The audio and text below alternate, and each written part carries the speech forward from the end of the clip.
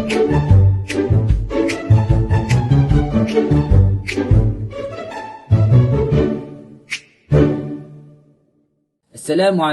warahmatullahi wabarakatuh. Saya Fazlul Hadi Faiz bin Fazil, nombor metrik 12000124. InsyaAllah, saya dan ahli kompleks saya akan membuat sebuah pembentangan yang bertajuk Ibnu Sina Ahli Falsafah Terulung. Seterusnya, latar belakang kajian. Ilmu falsafah merupakan ilmu yang sangat rumit dan sukar untuk difaham. Ilmu falsafah sering dianggap tidak relevan dan tidak menjadi keperluan dalam kehidupan seharian.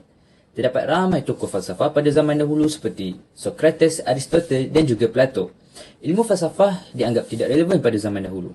Setiap orang mempunyai falsafah tersendiri sama ada mereka sedar ataupun tidak. Dalam kajian ini, pengkaji menceritakan tentang seorang tokoh Ibnu Sina yang telah menyumbangkan banyak ilmu dalam bidang falsafah. Kita pergi kepada pendahuluan. Ibnu Sina merupakan cendekiawan terulung pada zaman beliau. Selain bidang falsafah, beliau lebih menyelah dalam bidang perubatan. Beliau digelar bapa perubatan dan raja falsafah kerana sumbangan besarnya. Beliau juga disegani dalam dunia falsafah kerana pandangan dan logik yang diterima umum. Sumbangan beliau masih lagi diguna pakai sehingga kini dan kesemua falsafah dan teori beliau dijadikan sebagai buku panduan. Beliau merupakan seorang karyawan yang sangat terkenal, menulis buku yang dijadikan rujukan oleh pelajar seperti Kitab Al-Qanun fi Tibb. Nama Nurina Batrisha binti Rosli, nombor metrik 12000123. Saya akan menceritakan tentang masalah kajian. Yang pertama, menggambarkan ia sebagai satu pembincangan yang berat dan mendalam. Yang kedua, kurang pengetahuan tentang tokoh-tokoh falsafah, terutamanya tokoh-tokoh falsafah Islam. Dan yang ketiga, kurangnya minat terhadap ilmu falsafah dan menganggapnya tidak penting atau relevan pada masa kini. Jadi, kami memilih untuk membuka mata masyarakat dan mengubah tanggapan mereka terhadap ilmu falsafah ini. Seterusnya, saya akan menceritakan tentang skop kajian kumpulan kami. Yang pertama, kami menumpukan tentang tokoh falsafah terunggul iaitu Ibnu Sina. Yang kedua, ia bertujuan untuk mengetahui serba sedikit tentang riwayat kehidupan Ibnu Sina, sumbangan Ibnu Sina dalam bidang falsafah, serta pemikiran-pemikiran Ibnu Sina dari pelbagai aspek kehidupan.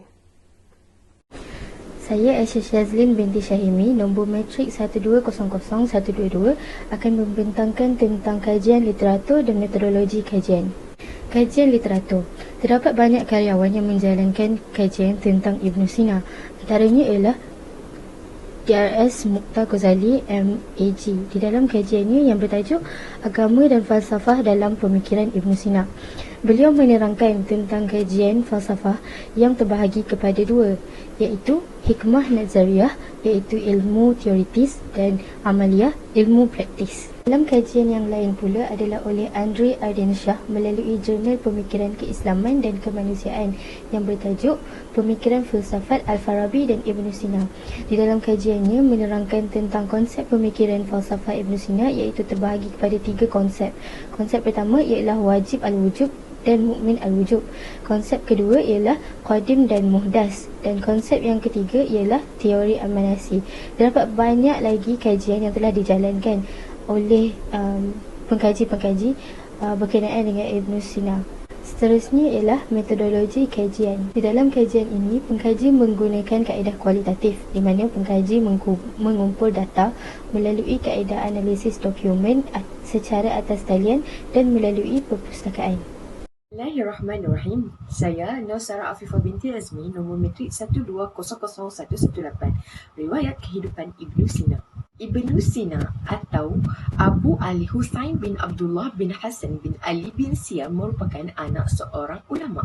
Beliau ialah seorang tokoh ilmuwan yang sangat terkenal pada zamannya dan sehingga kini. Nama beliau amat digemari di dalam bidang perubatan. Beliau berasal dari sebuah perkampungan yang bernama Ashnaf yang berdekatan dengan Bukhara yang sekarang dikenali sebagai Uzbekistan. Pendidikan awal beliau dapat di perkampungan halamannya. Pada usia kecil, beliau sering mengikuti perbincangan intelektual yang disertai oleh bapanya dan beberapa ulama lain. Pada usia 5 tahun, beliau telah belajar mengenai Al-Quran dan beberapa ilmu dunia, dan pada usia 10 tahun, beliau telah berjaya menghafaz 30 juzuk Al-Quran. Menginjak usia remaja, kehebatan Ibnu Sina semakin terselah, bahkan dapat mengatasi ilmu gurunya, dan pada usia 16 tahun beliau telah menceburi bidang perubatan yang mana dianggap mudah difahami, dan beliau telah berjaya mengubati seorang sultan, iaitu Sultan Al-Bukhara, yang mana ditimpa penyakit misteri.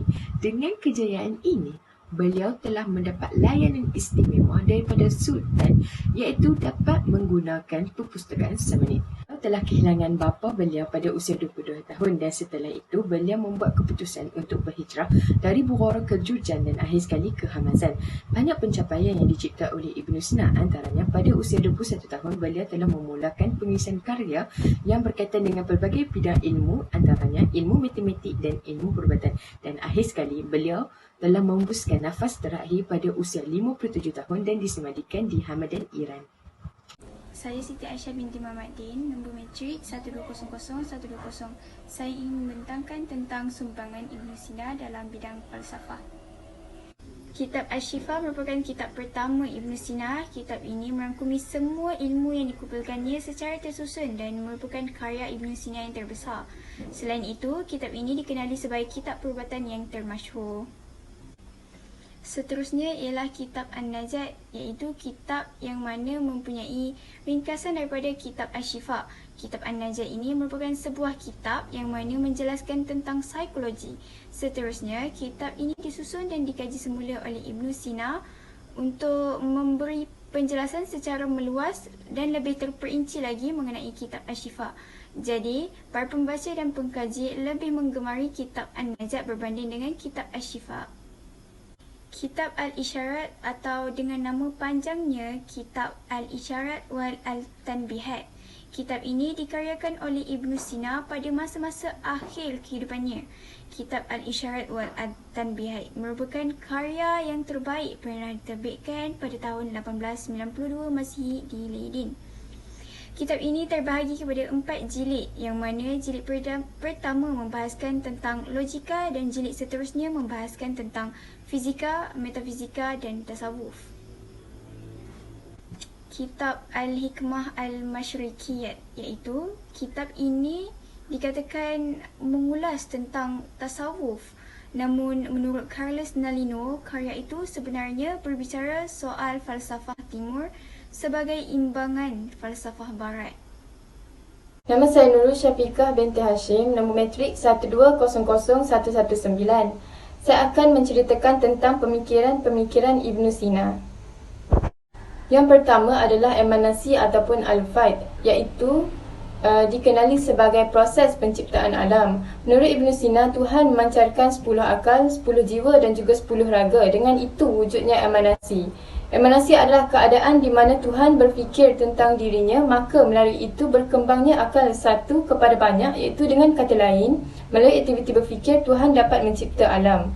Bagi hujat al-Islam, teori emanasi Ibnu Sina akan bawa kepada implikasi kepada kodimnya alam, iaitu menghilangkan kesan Tuhan sebagai pencipta, menempatkan Tuhan lebih rendah daripada makhluk, dan teori emanasi ini akan bawa kepada fahaman panteisme. Yang kedua adalah An-Nubuwah. Nubuwah adalah suatu kehormatan dan kemuliaan dikurniakan oleh Allah kepada hamba pilihannya, iaitu Nabi dan juga Rasul.